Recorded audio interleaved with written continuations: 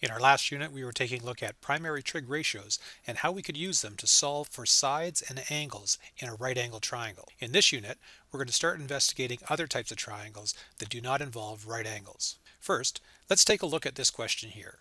In this question, they're asking you to determine the length of side BC, and I've constructed a perpendicular line from vertex A down to BC. I now have two right angle triangles.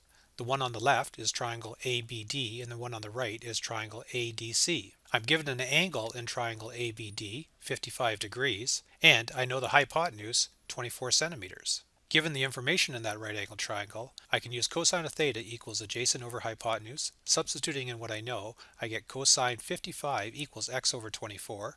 Cross multiplying to isolate the x, I get x equals 13.8. In the right hand triangle, I'm not given angle theta, and I need to know at least one of these two angles in order to use my primary trig ratios to determine the length of y. So I'm going to use the triangle on the left hand side, triangle ABC, and determine the length of side Z. Substituting in, I can use sine of theta equals opposite over adjacent. Sine of 55 degrees is going to equal the opposite side, which I've represented with a Z, over the hypotenuse, which is 24.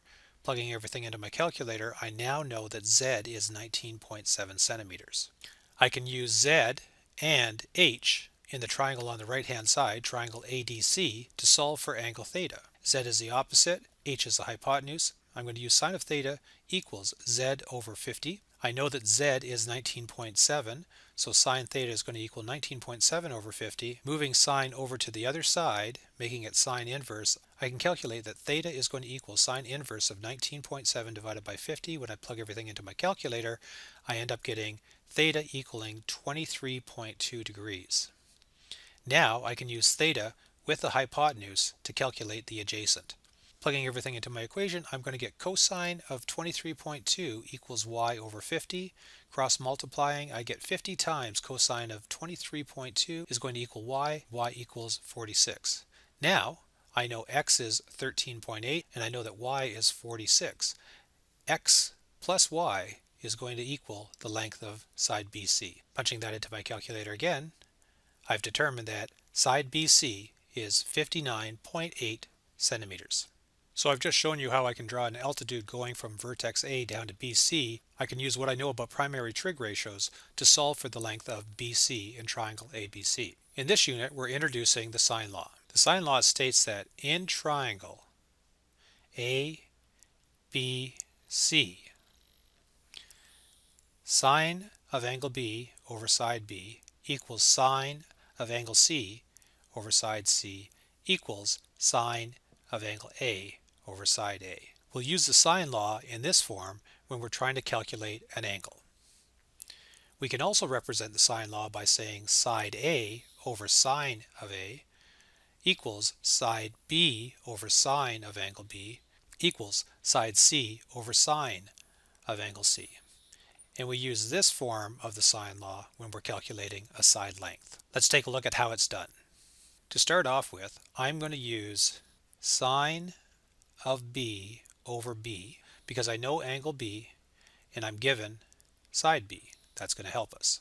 And I'm going to use sine of angle C, I don't know that one, over side C, which I do know.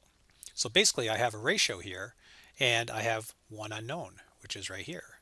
And now I can solve for angle C by using the sine law. Plugging in what I know, I get sine of 55 over 50 equals sine of C over 24. I'm going to move the 24 up to the left-hand side, so I get 24 times sine of 55 over 50 equals sine C. I'm going to calculate what I have on the left-hand side to 4 decimal places. Then I'm going to effectively move sine over to the left-hand side, and it becomes sine inverse. So the sine inverse of 0.3932 is going to equal angle C. And that helps me calculate angle C being 23.2 degrees, which is the same answer I got in my other calculation. Now that I know that angle C is 23.2 and angle B is 55, I can calculate what angle A is. The three angles inside this triangle have to add up to 180, which means that angle A is 101.8 degrees.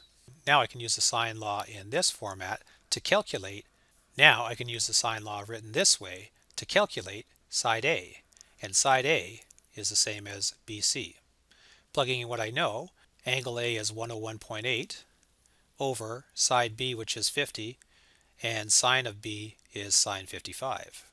Rearranging this equation and solving, I can calculate side A is 59.74 centimeters, which means side BC is 59.7 centimeters. And that's how you can use the sine law to calculate sides and angles in acute triangles.